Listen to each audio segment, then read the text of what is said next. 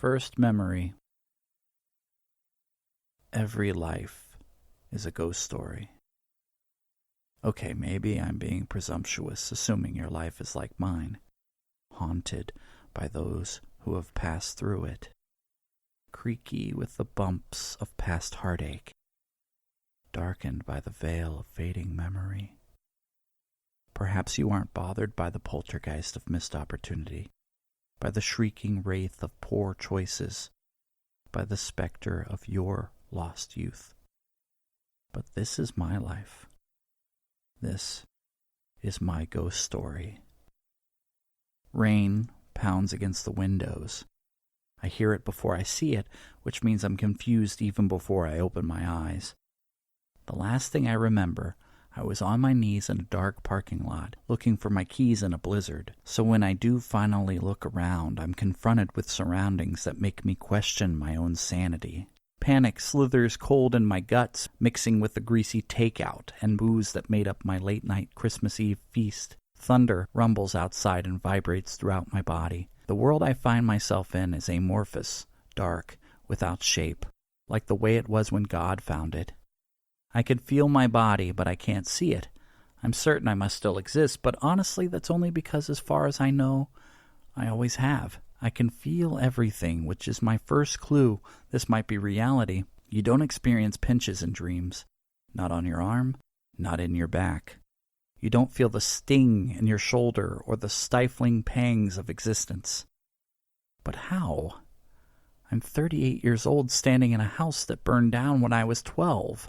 I must have fallen asleep in a snowdrift. The thunder is just a passing semi-truck. I must be laying funny and these phantom pains are real. I'm not freezing, but you don't always feel cold when you're suffering from hypothermia. That's reasonable. That's rational, and yet I am completely convinced I'm conscious.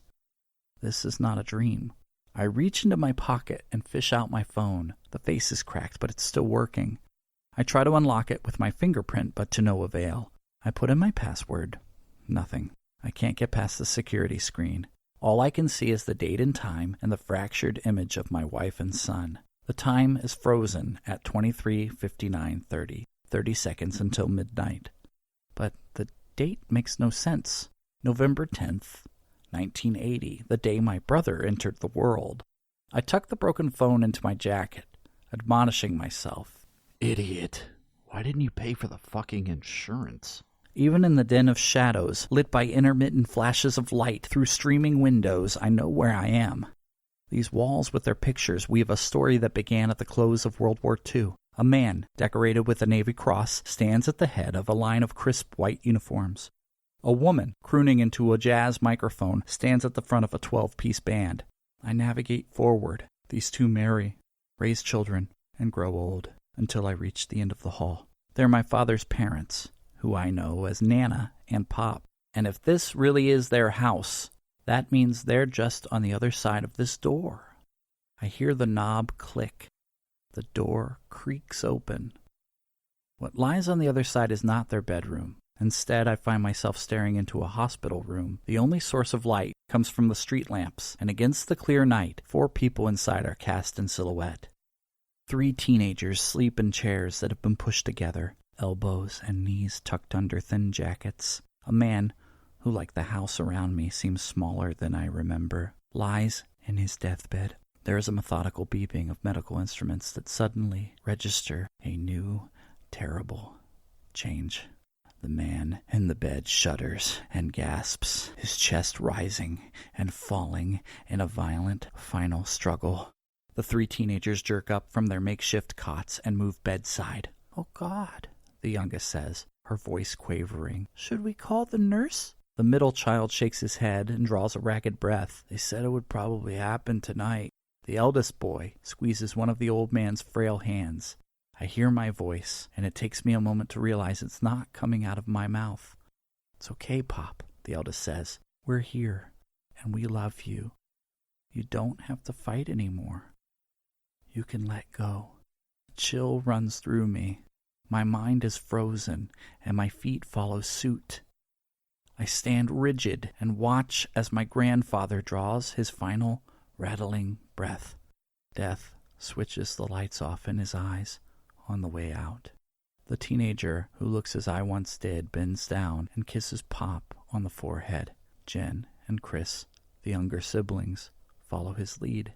I don't cross the threshold, but I do remember how my grandfather's flesh still felt warm, how his hand, with skin like parchment, was becoming stiff and bereft of life.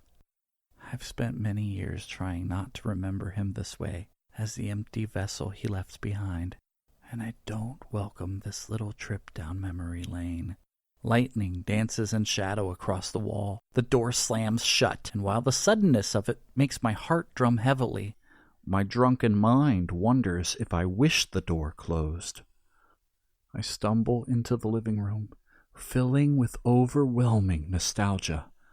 I remind myself this room, with its magical Christmases and alluring smells from the kitchen, with its warmth and love and belly laughs with cousins, with its happy greetings and solemn goodbyes, does not exist anymore.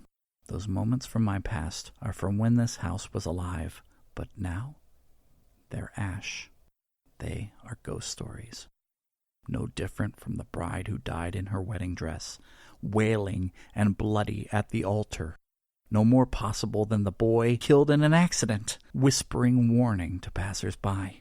Why have my memories come back to haunt me? A noise on the stairs shatters my thoughts. When I turn, I see a toddler scooting step by step down on his backside. His face is red, eyes gushing. He's screaming in terror. I recognize him from old photographs of me. Normally I don't curse at toddlers, but I'm drunk and disoriented and rattled to the core. I shout a string of obscenities, flailing backward and landing hard on the floor. The kid doesn't react. It's like he doesn't hear or see me at all. He gets at the bottom of the steps and runs toward the hall. I hear claws on the floor and a wet, jagged growl. Something primal rises inside of me. My heart pounds as I crab walk back against the wall. A shadowy figure emerges, rushing into the room, snarling its way out of my first vivid memory. But this isn't how I remember it at all. It's not some great quarrelsome terror digging its teeth into me. It's a small, frightened terrier that permanently left this jagged scar on my arm. All my life, the fuel for my deepest, darkest nightmares was Toto from The Wizard of Oz. Still, cute or not, the dog's jaws are tearing into the toddler, so I strain to stand and topple headlong at them. I brace myself, knowing I'm on a collision course to kick both beast and boy, but inconceivably never feel an impact. Steadying myself against the wall, I flip the light switch. Nothing happens. I shout, but my voice goes unheard. I kick the dog. This time my foot connects, but it's like punting stone. He's not the least bit fazed, and I'm jumping around on one foot like a jackass. My actions have changed nothing. A hand comes from the darkness, finding the same switch I'd tried. The lamps snap on. The dog blinks in the startling light as he suddenly recognizes the toddler. He lets the boy's arm drop, panting with embarrassment, as the man who enters the room stares down at the scene. It's Pop. He stands there as young as I've ever seen him. His eyes are alive, surveying the carnage. He grabs the dog by the scruff of the neck and pulls him away. "What in tarnation are you doing?"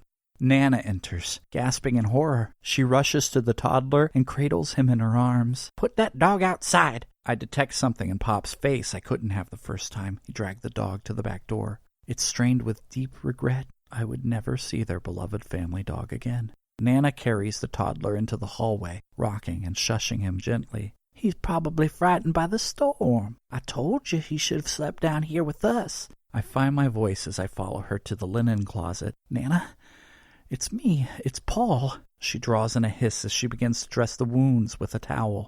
I stare into her face. How many times has she visited my dreams? And yet I had forgotten so much about her. I've missed you both so much.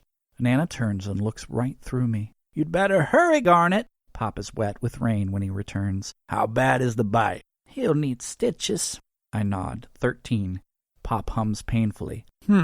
Buster might have gotten Paulie's radial artery. We should call his father." "Daryl's at the hospital with Greta and the baby." My God, Chris. I take another glance at my cracked phone. How is this possible? "We should go," Nana huffs. "In my nightgown?" "Do you want to get dressed, Louise?" Pop asks, his voice gruff and condescending. My grandmother considers her vanity for a moment before relenting to Pop, who helps her into her coat. He speaks to the toddler with a practiced bedside manner. "You're going where your new brother is, Polly. After the doctor sees you, maybe you can meet little Christopher." The notion swims circles in my mind. I feel nauseous as I follow my grandparents to the front door. Pop's umbrella opens with a snap, and we step out into the storm.